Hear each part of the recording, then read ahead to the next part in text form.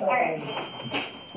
So this is all set up already. It comes in about 3 pieces. There's a back plate, and then this assembly that goes around the chest, which connects just with 2 buttons, and then the power head right here. So once we get that all set up, get it turned on, push the button to bring it down to chest level, and it actually senses how much pressure is necessary on the chest, and then just hit the play button, and CPR.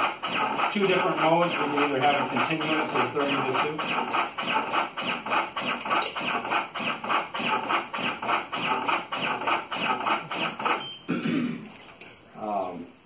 So obviously we can pause it if necessary for any reason, and this battery will last us about an hour, and then we can actually plug it into the wall and we can keep on going if we need to, if CPR lasts that long.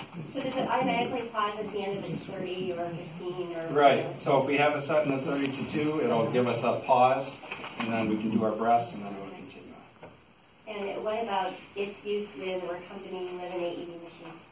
Yes, we would use this in conjunction with the AED. The pads would be obviously placed on the patient, and then CPR would commence. So these are on all the first responder units, not only in Battle Creek Fire's apparatus, but then through some local grants in the county. We're going to have it county-wide, so all the area first responder fire departments are going to have those. And as was mentioned, then those are used in conjunction with the automatic external defibrillator. And once the paramedic ambulance arrives, they hook into those pads, and they can continue the advanced procedures while the CPR is still going on. The purpose is to continue to attempt to resuscitate that patient there in the field or wherever they've had that cardiac arrest. Rather than rushing them off to the hospital, we can do all the things that the hospital emergency department would do, essentially, right there in the field, and attempt to resuscitate them right there.